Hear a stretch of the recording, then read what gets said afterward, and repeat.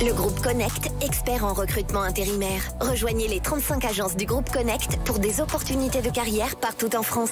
Le groupe Connect présente Sud Radio, Destin de femme, Judith Belair. Bonsoir les copains et les copines. Je suis très heureuse de vous retrouver pour la première de Destin de femme, la toute nouvelle émission de Sud Radio, votre rendez-vous du samedi à 14h, dédiée aux femmes extraordinaires, de la star à la conductrice de train, celles qui sont toutes nos héroïnes du quotidien. Destin de femme, c'est une émission inspirée du livre au même titre de Valérie Pérez-Henouchi, sorti chez Ramsay et prix Edgar Faure 2021. C'est un livre qui prend aux tripes tant dans son rôle de pamphlet pour les droits des femmes du monde entier que par les témoignages que l'auteur a sélectionnés durant ses reportages en tant que journaliste autour du globe.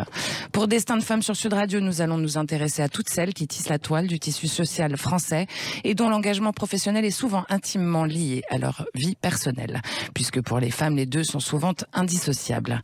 Destin de femme, c'est un combat féministe d'un nouveau genre qui s'inscrit dans une société multiple et qui englobe tout le monde, les hommes aussi, c'est une évidence. Pour cette première de Destin de femme, vous pouvez entendre Valérie Pérez-Henouchi. Bienvenue sur Sud Radio. Bonjour Judith. Bonjour, bienvenue.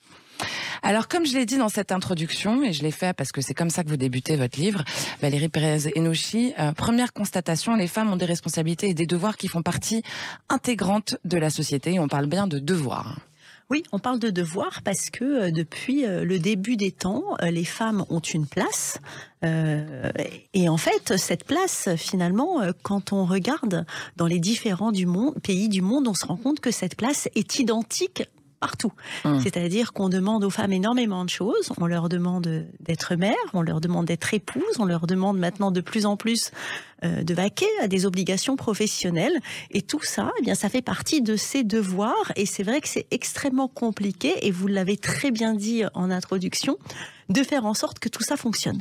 Et c'est aussi pour ça que vous avez eu envie d'écrire ce livre, Destin de femme. Racontez-nous un peu sa jeunesse, justement, Valérie Pérez. Écoutez, j'ai beaucoup voyagé et j'ai toujours volontiers été tentée de savoir ce qui se passait en fait dans tous ces pays pour la place et la situation des femmes. Donc, lorsque j'étais en tournage, le soir, je me dégageais volontiers de mes obligations professionnelles pour flâner dans les rues et pour me renseigner sur la place des femmes, comment elles vivaient, à quelle place elles étaient reléguées. Alors c'est vrai que selon les différents pays dans lesquels on est, eh bien ça change. On a de la chance nous d'être françaises et justement on a cette mission de faire entendre les voix de ces femmes qui sont dans des pays un petit peu plus reculés où les voix sont très silencieuses. Mais voilà, l'idée est née comme ça, de raconter les histoires de ces femmes. Certaines me racontaient volontiers leurs histoires. D'autres, il fallait creuser, il fallait chercher, il fallait interviewer les voisins, les frères et sœurs, les amis. Et j'entendais parler d'histoires de femmes absolument incroyables qui me touchaient.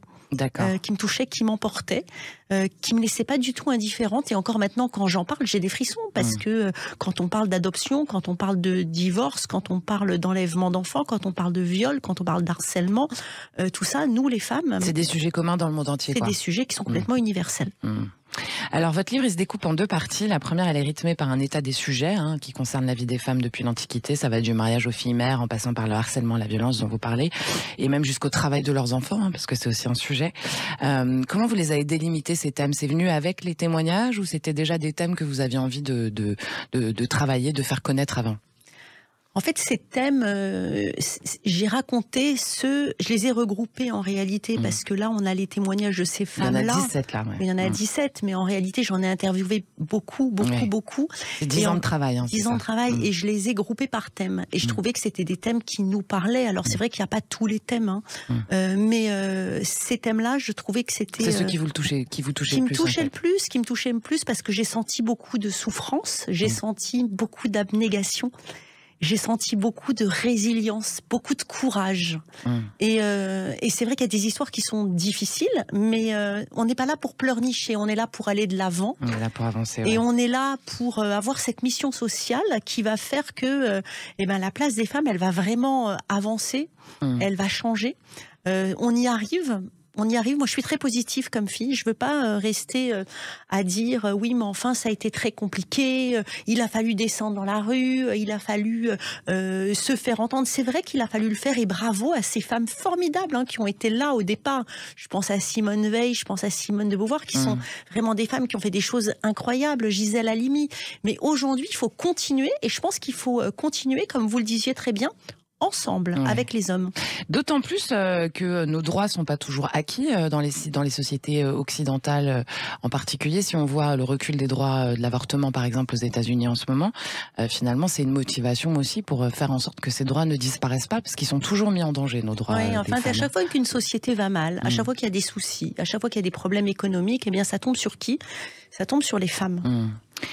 Alors vous nous le dites, on est loin de l'égalité des sexes sur la planète, mais alors le plus étonnant, Valérie Pérez, alors évidemment tout cela, comme vous le dites, en lien avec les hommes, parce que le but c'est de créer un féminisme qui soit différent, c'est bien ça que vous dites. Un féminisme positif, exactement. Voilà, c'est ça.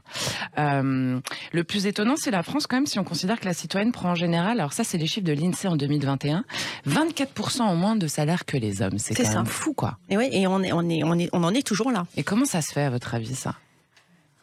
Ça se fait que il va falloir légiférer davantage, il va falloir respecter plus le travail des femmes. Et c'est complètement connu, on le sait. À poste égal, une femme gagne beaucoup moins qu'un homme. Et alors, on est toujours à se cacher derrière le fait que une femme, elle va devoir peut-être rentrer plus tôt pour s'occuper de ses enfants, ou bien prendre des congés de maternité.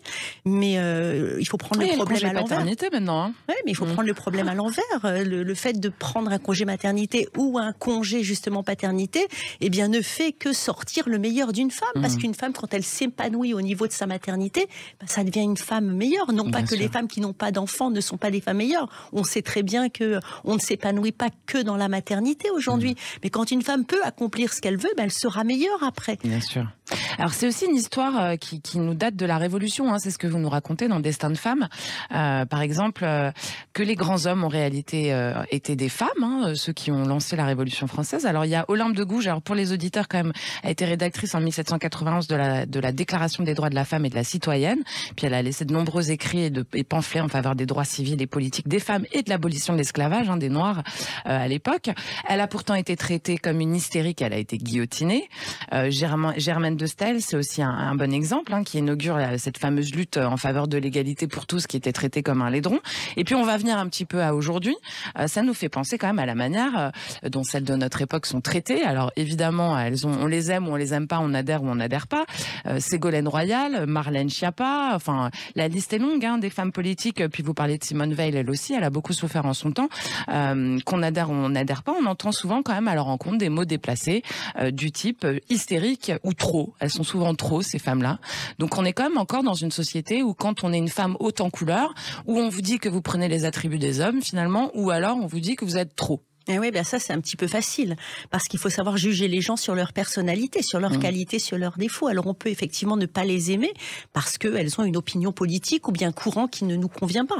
Mais en tous les cas, c'est pas parce qu'elles sont femmes qu'il faut les critiquer. Et ça, c'est très facile. Moi, j'étais journaliste sur le terrain. Combien de fois j'ai entendu, écoute, c'est pas ta place ici, va enlever tes talons, retourne en cuisine. D'accord. Vous l'avez entendu, ça? Absolument. C'est super sexiste. Alors, c'est pas grave parce qu'on y va quand même. Comment vous réagissez, vous, personnellement, quand vous êtes victime de ce genre de remarques? Moi, j'avais beaucoup de recul par rapport à ça, parce que je prenais ce qu'il y avait à prendre et que finalement, je comprenais très bien que c'était complètement novateur, avant-gardiste pour une femme d'être sur les terrains de foot et de vouloir commenter des matchs. Et, parce que vous étiez commentatrice sportive. Oui, sur France 2, c'est ça. Mais c'est vrai que les joueurs de foot ont toujours été formidables, parce qu'ils ont toujours été très, très surpris de ce que je pouvais amener, parce que je crois qu'une femme a une autre manière. Elle va raconter volontiers des belles histoires, alors qu'un homme va vraiment se concentrer sur les résultats sportifs. Oui, sur la technique aussi. Voilà, ça va être finalement beaucoup moins surprenant.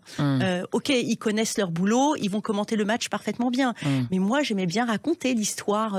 Par exemple, je me rappelle très bien, un joueur qui était devenu père quelques jours auparavant, il avait fait des super résultats sur le terrain. J'avais envie de raconter cette histoire. Ça l'avait certainement bonifié. Et ça, c'est la différence, je pense, entre les femmes et les hommes. Et évidemment, c'est toujours surprenant. C'était plus avec les journalistes sportifs qui avaient des problèmes. Parce que quand on est justement nouvellement arrivé dans le monde du journalisme sportif, on a des doutes. On nous demande plus que les autres. On fait attention à ce qu'on raconte. On va dire, tiens, t'as dit ça plutôt que ça. Et c'est vrai que c'était compliqué. Enfin, moi, à mon époque, c'est compliqué. Maintenant, je suis ravie de voir qu'il y a de plus en plus de femmes qui commentent le ça foot. change, ça. Et d'ailleurs, tous les sports. Vous avez ouvert des portes, quoi. Écoutez, j'espère. Parce qu'il n'y a pas de raison qu'elle soit fermée. C'est le but oui, c'est ça. C'est qu'elle reste ouverte derrière, quoi. Parlons vrai sur Sud Radio, et c'est le cas pour cette première de Destin de femme. Alors, n'hésitez pas, courez l'acheter. C'est sorti chez Ramsay, c'est dispo chez tous les bons libraires, évidemment. Avec son auteur, Valérie Pérez-Henouchi. Émission et livre du même nom. Ne partez pas trop loin, nous on reste avec vous. À tout de suite. Le groupe Connect, expert en recrutement intérimaire. Rejoignez les 35 agences du groupe Connect pour des opportunités de carrière partout en France. Le groupe Connect présente Sud Radio, Destin de femme, Judith Belair. Où que vous soyez, quoi que vous fassiez, vous avez raison de choisir Sud Radio, votre radio, pour cette première de l'émission consacrée aux femmes extraordinaires qui font notre République française, avec l'auteur de son livre, Destin de femme, du même nom, sorti chez Ramsay. Et on est avec Valérie Pérez-Henouchi, et ce livre, attention, a été prix Edgar Faure 2021. Bravo Valérie Pérez. Et merci d'avoir incité ce projet, je tiens à le dire quand même aux auditeurs. Moi, c'est en tombant sur votre livre et en vous rencontrant que j'ai eu envie d'inciter cette émission pour que effectivement la parole se libère et que éventuellement on puisse commencer à faire bouger un peu plus rapidement certaines lignes. Oui. C'est grâce à des femmes comme vous, Judith, parce que c'est vrai que d'être seule, c'est très compliqué. Donc on aime bien être soutenu, emmené, emporté. Et je sens que vous avez vous aussi cette motivation, cette passion, et c'est formidable. C'est avec à plusieurs qu'on va y arriver. C'est ça, c'est avec un effort de groupe.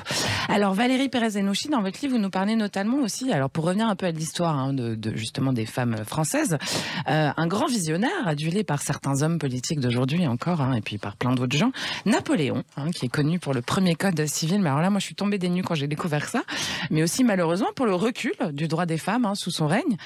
Il disait, je cite, sur l'éducation des jeunes filles, je désire qu'il en sorte non des femmes très agréables, mais des femmes vertueuses. Pardon, je rigole en même temps parce que c'est trop gros. Que leurs agréments soient de mœurs et de cœur et non d'esprit et d'amusement. Non, mais on tombe des nues quand même. C'est-à-dire que c'était un grand visionnaire, un homme extrêmement moderne, Napoléon, et on en arrive là. Donc c'est le serpent qui se mord la queue. Parce que on sait que les femmes devaient être des bonnes épouses, devaient être des aides pour les maris. Et en fait, il a favorisé, je crois, au fond, la cellule familiale. C'est vrai qu'après la Révolution française, on a vu des tonnes de divorces à Paris. Et que lui, quand il est arrivé, il s'est dit qu'il fallait rétablir l'ordre. Et l'ordre, c'était avant tout... L'ordre, c'est le mariage, quoi. Voilà, l'ordre, c'est le mariage. C'est remettre les choses comme elles étaient avant, finalement, et remettre les femmes à leur place. Oui, parce qu'avant ça, il y a eu une grande libération, quand même, justement. Tout d'un coup, le divorce qui devenait chose usuelle, puisqu'on est passé d'une domination ecclésiastique à la domination de la laïcité, en fait, avec la République française. Alors, les divorces, il faut le dire quand même, c'était quand même souvent en faveur des hommes. C'est pas les divorces comme on l'entend aujourd'hui. Mais en tout cas, oui, il se passait un petit peu n'importe quoi pendant cette période qui a justement, juste après la Révolution française, et Napoléon a dit attention, stop, il faut tout arrêter, on va refaire des choses beaucoup plus classiques. Et donc une cellule familiale avec des femmes à des places subalternes. Mais alors ce machisme qui continue à fleurir, parce que c'est un fond de pensée machiste auquel on a toutes finalement été confrontées à un moment donné dans notre vie, quoi. Quand on est honnête avec soi-même, oui. On a beau se dire non, moi ça m'est pas arrivé, moi j'ai travaillé, j'ai jamais eu de harcèlement, de mots déplacés, même en tant qu'étudiante, ça ne m'est jamais arrivé. Mais après on a... Quand on réfléchit, on se dit mais oui, c'est vrai que j'ai vécu ça. Mais je me suis pas rendu compte à l'époque que finalement... Oui, parce que c'était chose usuelle. C'était complètement aussi normal. Alors vous le dites, Valérie Pérez-Henouchi, le féminisme n'a de sens que s'il est avec les hommes, pas contre. Rallier les hommes à votre cause, c'est absolument obligatoire pour avancer. Oui, parce que je pense que exclure qui que ce soit, ça va pas. Et puis il y a tous les genres, pas que les hommes, les transgenres, les cisgenres, toutes ces choses dont on entend parler aujourd'hui. Voilà, je pense qu'aujourd'hui, on est arrivé à un stade où être seul, ça ne fonctionne pas. On parlait d'y aller ensemble tout à l'heure, c'est y aller ensemble. Oui, avec des femmes de bonnes intentions et qui ont compris ce féminisme-là. Positif, pas en... Alors justement, quid du féminisme de Sandrine Rousseau, de Clémentine Autain, qui sont quand même très ancrés sur la différence entre genres, finalement, quand même. Il y a l'histoire du barbecue, notamment, etc. Mais il n'y a pas que ça.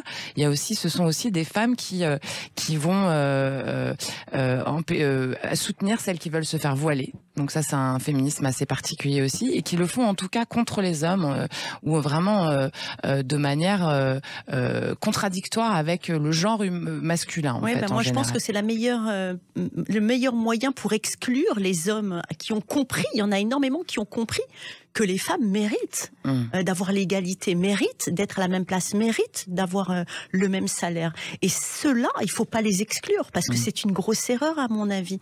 Ils sont là, ils nous accompagnent, il y a énormément... Même dans l'équipe qui vous entoure là pour l'événement, parce que on va le dire aussi tout à l'heure, il y a un très bel événement que vous préparez le 16 octobre, on va y revenir. Dans votre équipe en général, vous avez beaucoup d'hommes. Énormément d'hommes qui justement trouvent que c'est formidable d'être associés à ce projet et d'avoir envie, qui crée le lien et d'avoir envie d'aller plus loin et de vivre cette mission sociale au même titre que les femmes. En tous les cas, moi je ne voyais pas cet événement dont vous allez sûrement nous parler tout de suite seul, entre femmes. Non, on a envie d'avoir des hommes avec nous. Alors justement, comme vous l'avez dit au début, c'est une mission sociétale, Destin de femme. C'est donc cette émission de radio qu'on lance aujourd'hui. C'est votre livre qui existe déjà depuis un certain temps. Et puis ça va être aussi un spectacle au Théâtre du Rond-Point le 16 octobre prochain, mis en scène par Jérémy Lippmann, qui est un nom dans le métier de la mise en scène. C'est une lecture engagée avec beaucoup de belles personnalités sur scène. Pour mettre sur scène, c'est en fait pour faire porter la voix encore plus. C'est ça l'idée. C'est ça, c'est-à-dire que pour moi, il y a beaucoup d'émotions de penser à cet événement-là. Alors, c'est vrai que le 16 octobre, ça paraît loin, mais en même temps, je profite de chaque jour avant cet événement. Parce que toutes ces femmes que j'ai rencontrées, c'est Mira, c'est Saria, c'est Liane, voilà, que ce soit, on parle de transidentité, on parle de divorce, de perte d'un enfant, de célibat non accepté par une société très patriarcale. Et bien, ces femmes-là, elles vont être sur scène, elles vont prendre vie. Donc moi, de penser à ça et de les voir... Je précise pour les auditeurs que ça ne sera pas elles, mais ça sera leur voix, puisque les témoignages vont être lus. Oui, ça, voilà. Ça va être lu par des actrices. Dont on taira le nom pour l'instant. On va taire le nom, parce qu'il y a beaucoup de surprises. D'accord. Et justement, quand on sait que, alors on passe à un sujet un peu plus dur, qu'une femme tous les 3 jours meurt encore sous les coups de son ex ou de son conjoint aujourd'hui en France, taper un bon coup de table sur la table, un bon coup de poing en fait sur la table médiatiquement, c'est aussi pour faire en sorte que ça évolue et qu'on n'entend plus des choses aussi terribles. On en a marre, c'est compliqué. On sait que au niveau des féminicides, il y a quand même énormément de femmes qui meurent encore sous les coups de leur mari. Alors on peut dire ce qu'on veut. On est tout début septembre, ça fait un peu plus de 80, je crois. Voilà, on peut dire ce qu'on veut. C'est une femme n'a pas la même force qu'un homme. C'est très facile d'avoir l'ascendant physiquement sur une femme. Et les femmes, quand ça leur arrive, pour en avoir vu beaucoup, elles ont peur de parler. J'ai été très copine, très amie avec Sarah Abitbol lorsqu'elle était patineuse. Je la voyais sur ses patins. Je la voyais avec Stéphane Bernadis. D'ailleurs, je les appelais moi aussi les fiancés de la glace. Jamais j'aurais pu penser qu'elle avait été violée par son entraîneur. On en a parlé des années plus tard parce qu'elle en a parlé. Jamais elle en a parlé. On parle pas de féminicide là, mais on parle de cette honte lorsque quelque chose comme ça arrive, d'aller dire moi il m'est arrivé quelque chose d'horrible. C'est la honte aussi parce qu'il y a une peur de la vindicte populaire finalement, Valérie Pérez-Hénouchi. Oui, la peur de la place qu'on a, d'être victime, ne pas avoir envie d'être à cette place. Quand on est championne comme elle a été championne, on a envie que les gens rêvent de cette position et on n'a pas envie d'être une victime comme ça. C'est extrêmement compliqué. Parce que devenir une victime, ça arrête. Enfin, c'est vrai que les gens rêvent moins en face. C'est ça. C'est ça. Donc on casse un peu la magie, quoi. C'est ça. Mais en même temps, casser la magie, ça veut dire s'ancrer dans la réalité. Donc, est-ce qu'on peut être dans la réalité avec un peu de magie, Valérie Pérez-Hénouchi ? Moi, je pense que la réalité, elle ne peut être vécue que quand on a du rêve. Et que le rêve, il est là justement pour enjoliver la réalité. Et aujourd'hui, voilà, cette pièce de théâtre, c'est un rêve qui se réalise. Je me demande pourquoi c'est moi. Pourquoi c'est moi finalement ? Il y a tellement de femmes qui sont dans des camps de transit. Parce que vous êtes engagée, qui n'ont pas eu cette chance. Il y a tellement de femmes qui... peut-être nous écoutent aujourd'hui et puis qui ont été battues par leur conjoint et qui ne savent pas quoi faire. Vous avez un message à leur donner à ces femmes-là qui nous écoutent aujourd'hui ? Le message il est clair, c'est elles ne sont pas seules. Il faut pas avoir peur. Aujourd'hui, il y a des choses qui sont mises en place, qui sont très claires. Les commissariats de quartier ont été formés pour accueillir les femmes. Il n'y a pas que ces femmes-là. Il y a toutes celles qui n'osent pas parler, toutes celles qui veulent atteindre quelque chose qui pour nous est simple, mais pour eux, c'est l'inaccessible étoile, comme disait Brel. Il faut y aller, parce que c'est ce rêve-là qui nous fait avancer, qui nous fait aller plus loin et qui nous fait nous accomplir. Et c'est aussi, je voudrais le dire, c'est important que finalement le rapport des hommes aux femmes, il passe par l'éducation que les mères donnent à leurs enfants. Ça, c'est très important, à leurs garçons. Ouais, c'est ça. Moi, j'ai 4 garçons. Il faut sensibiliser par l'éducation. 4 garçons. Vous avez 4 garçons, Valérie Pérez. Et chez nous, de dire quelque chose contre les femmes, c'est tout de suite sanctionné. Et alors c'est drôle parce que j'ai des grands et j'ai des petits. Et je me rappelle qu'un jour un de mes grands a dit quelque chose de terrible contre les femmes. Et puis j'ai pris la bouteille d'eau qu'il y avait sur la table et je lui ai mis sur la tête comme ça. Et j'ai lu quelques années plus tard que Simone Veil avait fait pareil avec un de ses fils. Alors voilà, comme quoi finalement quand on est énervé, on a toutes les mêmes réactions.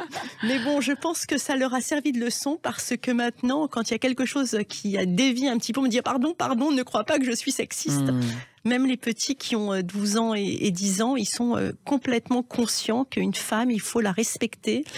Et ça, c'est vrai que c'est le rôle des parents.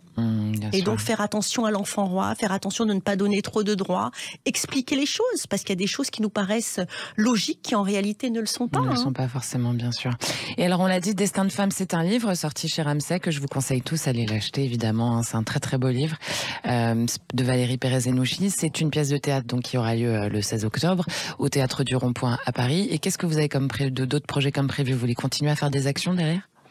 Oui, aller parler dans les écoles, je commence déjà à le faire. J'en ai fait aller parler dans les entreprises, continuer. Là, c'est une soirée événement, mais continuer justement à produire cette pièce et prendre résidence dans des théâtres parisiens et surtout aller aussi dans les régions de France, aller à la rencontre des femmes, parce que quand on voit que finalement le message est universel, et ben ça décomplexe, ça donne envie de parler, ça donne envie d'aller plus loin, ça donne envie justement de se dire je veux sortir de ma situation aussi. Il y en a d'autres qui sont comme moi, je suis pas isolée.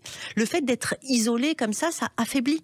Donc c'est donner cette force-là et puis continuer justement à aller à leur rencontre. Moi, je les ai vus dans le monde entier. Ça a été une expérience absolument magique. Aujourd'hui, de savoir ce que sont devenues ces femmes, cette résilience, ça m'a donné énormément de courage, même moi, à ma vie, à moi. On l'a dit tous les jours.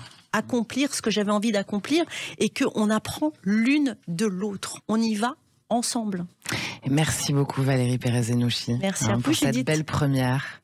N'hésitez pas, chers auditeurs, on est en podcast aussi derrière. Si vous n'avez pas pu écouter l'intégralité de l'émission, le podcast Destin de femme et nos autres rendez-vous, évidemment, sont sur sudradio.fr, la chaîne YouTube de Sud Radio, où il y a les réseaux sociaux et à 10h.